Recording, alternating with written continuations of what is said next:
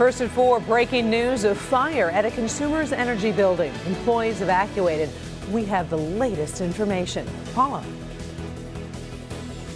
Remember how bad the emerald ash borer was? Well, there's a new bug in town, and it is affecting oak trees, and it's expected to be a serious problem. We're talking to the experts. Plenty of clouds around, Paula. A couple sprinkles starting to show up, and it's going to feel more like fall tonight. We'll look at those temperatures straight ahead. Karen? The country's newest multimillionaire claims her fortune just hours after winning the Powerball jackpot. Her plans for the future, and the one thing she's definitely not doing. Local 4 News begins right now with a breaking news alert. Good afternoon. I'm Karen Drew. Let's start with breaking news. Firefighters have contained a fire at a Consumers Energy compressor station. Sky 4 was over the scene at 26 Mile and I-94 in Clay Township. Employees were evacuated from the building as several fire departments responded. Luckily, there are no reports of injuries. The cause of the fire is under investigation. Moving to Waterford, a 911 call turns into a deadly standoff for police. It happened after 3 this morning when a woman called 911 saying she was assaulted by her husband, 28-year-old Colton Puckett. When officers arrived, Puckett threatened to kill officers, burn down the house, and then kill himself. Just hours later, police say Puckett came running out of that home and charged at officers with a loaded shotgun. Officers fired back, and he was pronounced dead at the hospital. Moving to Dearborn Heights, police are searching for a man responsible for an armed robbery. It happened early this morning at the 7-Eleven on Cherry Hill Road near Inkster Road. Surveillance video reveals how it all went down. The gunman jumped over the counter to grab cash from the register, but what he left with was just a bottle of liquor. Police say the man tried robbing the same store earlier. As for one regular at that store, he was left in complete shock. Fired a shot up in the air. A little machine gun looking thing too. It was scary. It was not a happy day around. I was high-footing it out of there. I didn't want to spend any more time. I had my coffee. I was ready to go home. Anyone with information on this armed robbery is asked to contact Dearborn Heights Police. We have some sad news to report this afternoon as the U.S. Navy has identified the remains of a Michigan native who was on board the USS McCain. 22-year-old Kenneth Smith was found by divers this morning. He was aboard the USS McCain when it collided with an oil tanker on Monday. Last night, a vigil was held in Milford to honor Smith as friends and strangers came together to show his mom, April Branford, support. 9 sailors are still missing, but the Navy has now suspended search and rescue operations. The NAACP is kicking off a national listening tour, and it starts right here in Detroit. The civil rights organization wants to hear from the public about where its fight should be headed. The first event is tonight at 6 at the Greater New Mount Moriah Baptist Church that is on Owen Street right here in Detroit. The next stop will be in San Antonio, Texas in September. In today's first forecast, we are definitely getting a taste of fall, so let's check in with Ben Bailey to see if perhaps we might get a warm-up. Well, no air conditioners, at least for the short term. That's for sure. The other question is how much farther are we going to fall with those temperatures? The couple showers that are out there not making things feel any warmer. Got a couple sprinkles here in parts of Livingston County, starting to move in towards Chelsea and Manchester and western Washtenaw County. This stuff is going to be light, should not have a huge impact on us for the drive home. But those temperatures are going to be noticeable for everybody tonight. In fact, we'll be down into the mid-50s by midnight, and there are going to be a lot of us that finish out in the 40s tonight. Showers are going to be exiting early. We'll be dry and clear out those clouds overnight, but that's not going to do us any favors temperature-wise. And by the way, you can catch up on tonight's lows, your entire 4-zone forecast, and a whole lot more in our new redesigned Local Forecasters app, including lightning and rain alerts when it gets close to your house. Download it for free in your favorite app store by searching WDIV. Karen? Thank you, Ben. Well, it only took one Powerball ticket to make this woman in Massachusetts very rich. In fact, it is the largest single ticket jackpot in U.S. history. Devin Scillian is live in the newsroom with more on America's newest multi-millionaire. Devin. I was crushed to find it wasn't you, Karen, of course. You know I tried. I know you did. Hard to imagine what you would do with $1 million, say, but how about $758,700,000? According to Mavis Wanchik, the feeling hasn't quite sunk in yet. Last night it was kind of like I didn't realize I won. today, as I'm driving here, I'm still like, oh, this isn't true. This can't be. And then now it's like, I am a winner, and I'm scared, but I'll be okay. The 53-year-old mother of two has been a hospital worker for more than 30 years, spoke publicly this afternoon about all the feelings that are coming with her winnings. As for her plan now, she's keeping it simple: relax and retire. The first thing I want to do is I just want to sit back and relax. And I had a pipe dream, and my pipe dream has finally come true. I wanted to retire in 12, and it came early. I work currently at Mercy Medical Center, and I was there for 32 years, and I was a unit extender patient care type thing. So we're still there, or are you? I've called. I haven't told them I will not be coming back. So, one day's notice. Lottery officials say Mavis elected to take the lump sum payment. So, in that case, this is $336 million after taxes, as opposed to the full jackpot spread over a course of years. As for the store in Chicopee, Massachusetts, that sold Mavis her winning ticket, the owner says they will be donating the $50,000 prize they received to local charities. How about that? That is very nice. Yep. Good news. All right. Thank you, Devin. Appreciate it. By the way, if you bought a ticket at one of these locations in Michigan, check those numbers. Look at your screen. $3 million winners were sold in Fowlerville, Melvindale, and Novi. Obviously not as good as $758 million, but still nice return on a $2 investment. President Donald Trump is responding today to critics who are questioning and sometimes confused by the different messages he delivers to different audiences. Monday, we saw a very somber message of unity as the president outlined his plans for Afghanistan. Tuesday, it was full of fire and criticism for opponents during a campaign-style rally in Phoenix. Wednesday, it was back to a call for unity in front of the American Legion. Today, the president tweeted he thinks the changes in tone are totally natural, and he crafts the tone based on each audience, writing, quote, "The fake news is now complaining about my different types of back-to-back speeches. Too bad the Dems have no one who can change tones." First at 4, we're on top of stories making headlines around the world your Thursday afternoon. We start in Jerusalem, where White House envoy Jared Kushner is trying to jumpstart Middle East peace talks with Israeli and Palestinian leaders. Kushner, who is President Trump's son-in-law, says the president is very committed to a deal that will bring peace to the area, but there's been little progress since Mr. Trump took office. 8 people still missing right now after this massive landslide hits a small Swiss village near the Italian border. Officials report more than 200 people were evacuated Wednesday when rocks and mud poured onto the village. Trapped tourists and hikers were rescued by helicopter.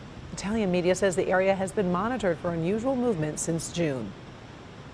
Closer to home, many Michigan homeowners and tree lovers are devastated when they see an oak tree in this condition. Well, now a major effort is being launched to fight the deadly fungus, putting trees at risk across much of our state. Paula Tutman tells us what's at stake in the battle against oak wilt disease. Well, it's pretty bad, and it's spreading. I know you remember what the emerald ash borer did. Well, this sap beetle is apparently just as bad, and experts are concerned about what it's going to do to Michigan's trees. They also want people to understand what to look for and how they can spot it. These are all fragrant sumac. The private gardens of Jim Zielinski can rival many public arboretums. He not only has a green thumb, but is a well-respected landscaping horticulturist whose backyard doubles as a classroom for employees of Goldner Walsh Garden and Home in Pontiac. And the needles feel like plastic or rubber. Just feel the needles. In fact, he planted this oak tree 30 years ago as an acorn. Just about every tree on the property has been grown from seed or I've planted over the time that I've been here. Which makes it all the more painful that it is dying. This tree is showing signs of it. The top has died and the bottom leaves are falling off. When the tree was pruned a year ago or so by a utility company to clear power line routes. Well, this is an English oak, and it was pruned at the wrong time of the year. They shouldn't be pruned in warm weather. It was done in the summer, making the tree vulnerable to attack by the sap beetle, causing the always lethal oak wilt, a fungal disease that affects oak trees. The beetle can actually transfer the disease from one tree to another. Tim Travis, also of Gardner Walsh, says this disease is poised to be devastating to Michigan. It's affecting all the oaks, and Oakland County is named because of the dominance of oak trees. I want you to have an understanding of what you're looking for. The first thing you need to do is you actually need to look on the ground to see if you have any seemingly healthy leaves that have fallen. This one actually has a blemish on it. Then you need to look up. You need to make sure it's not squirrel damage or storm damage. If you see a broken branch, then you want to treat it with either paint or a sealant. Also, if you see branches on the ground, get rid of them immediately, just in case it might have that sap beetle on it. Here's the thing. If the tree is indeed damaged and it's fatally damaged, you just have to suck it up and get rid of it, because otherwise this tree becomes a danger to property, people, and other trees. But wait, there's more. Coming up at 6, our experts tell us that this seems to be the year for trees and diseases. What is going on with Michigan's trees? We'll take a look at that coming up at 6. Guys, back to you. It's a problem for many parents. They text their kids and the kids don't text back. Still ahead, one dad found a way for all grown-ups to fight back. Also, look at this attack caught on camera. What makes this even more disturbing is where it happened and who is under arrest. Up first, parents outraged today after seeing this video. It is tough to watch. The cheerleading controversy that's being investigated by police. Breaking now, Detroit police want you to take a good look at this mugshot on your screen. This is Michael Pankey, and he's accused of sexually abusing a 5-year-old girl that he was babysitting. Police say Pankey has also worked at several daycare centers, so they're trying to determine if there are any other possible victims. Michael Pankey is in federal custody. He also went by the name Michael Levert. We're posting a list of the daycares where he worked on clickondetroit.com. We'll have a live report on this case coming up at 5. There's a growing controversy and a criminal investigation involving several cheerleaders in Denver. The video you're about to see is tough to watch.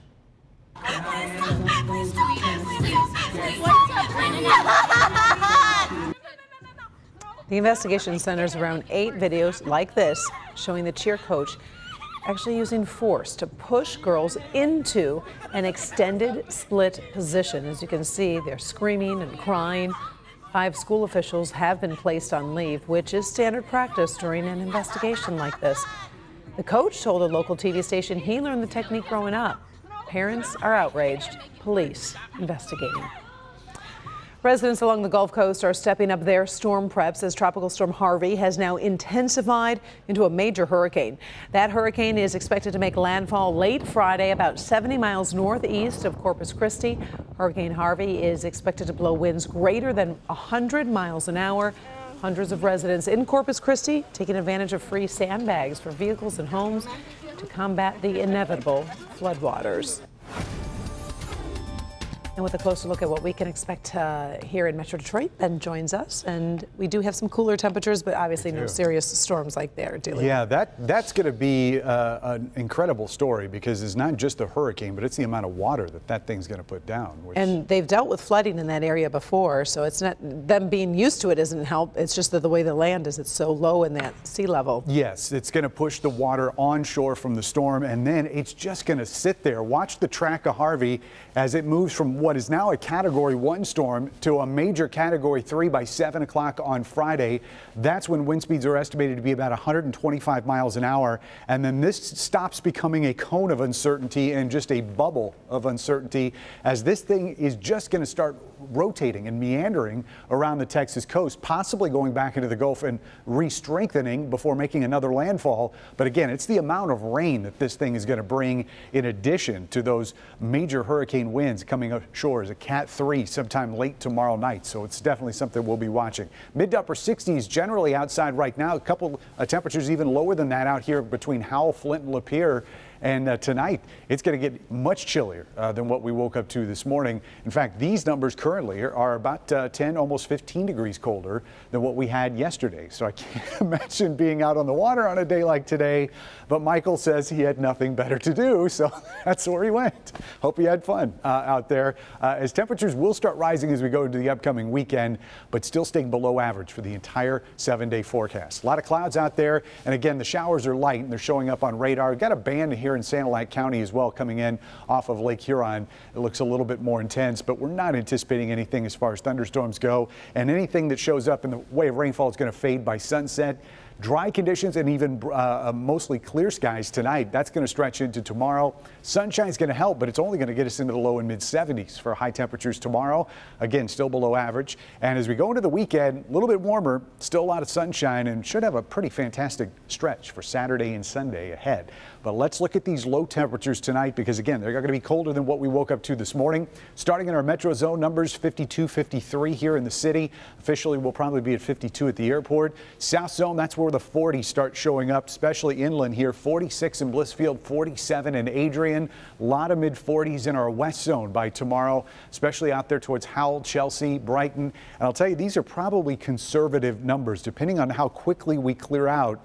Some of these temperatures may end up a little bit lower than what we're showing. Mid 40s generally here across our north zone, maybe a little bit milder out towards the lake where we'll see temperatures around 50 degrees. Otherwise, highs go to 73 tomorrow. We will get plenty of sunshine. That's the good news. And then the numbers start warming up as we head into the weekend. But our next chance of significant rain is not going to be until Tuesday.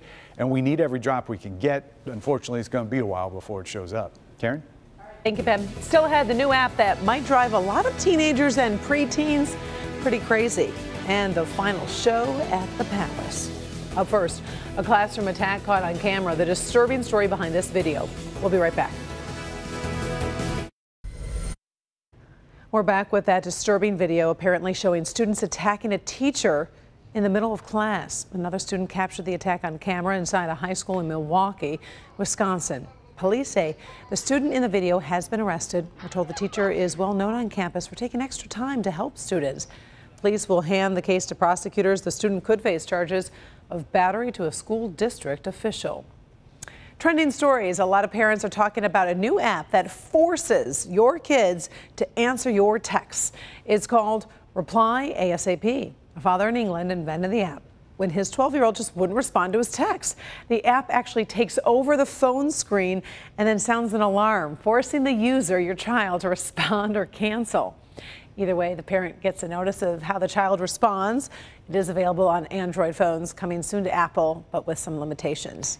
I'm smiling. Just take it away. That's all you need to do. Great.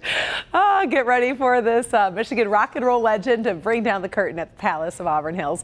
Bob Seger and the Silver Bullet Band will give the final show at the Palace on September 23rd, pretty fittingly. Sold-out concert will be his 17th at the Palace, setting a record for more sold-out shows at the venue. Of course, the Palace is closing as the Pistons move to the new Little Caesars Arena in Detroit. And still ahead, vote for the best winner that will tempt your taste buds. And this winner will probably make you thirsty too. We are going to tell you where this good food and drink comes from next. A popular Detroit night spot says it's being run out of town. We seem to be the only ones being harassed. Insisting they are targeted and ticketed because they have a predominantly black clientele in a prime downtown location. Now that this new regime is in place now, they want it for their own taking. But the city tells a different story, saying the bar runs a bad business and is a nuisance to its neighbors. We give them a warning, Kevin. We speak with them, we talk to them. You know, just turn it down a little bit. There are some cases they turn the music up louder. Now the bar is suing the city and the city is suing the bar. The defenders tonight at 11. Our client. Oh, finally, first report. Cheers to a mom and pop brewery that's getting rave reviews in our vote for the best contest. Yeah, the winner for Best Brew Pub is Sherwood Brewing Company in Shelby Township. That's followed by Coonan Brewing in Warren and Clinton Township, and also Baffin Brewing Company in St. Clair Shores. So it looks like the East Side rules in this category. Definitely. And Sherwood Brewing sent us some samples that it's not just about beer. Take a look at this. This is Better Made Chips crusted tilapia. This dish looks amazing with apple slaw. Ooh. Very cool. And they've got all different other options. This one was really cool too. Bangers and mac. So it's kind of like a sausage and noodle instead of the potato dish. And they came in on just the right day with the cool air outside. It does feel like it's like a kind of a fall time. They've been around for 11 years and they have won 11 times. So you definitely know you need to check them out. Great food and great beers. They're doing something right. You can't drink it now, right? Later, we'll test it. In about in a couple hours. All right. Well, thank you so much for joining us for First at 4. Obviously, congratulations to Sherwoods. And Inside Edition is next. Have a great day, everybody.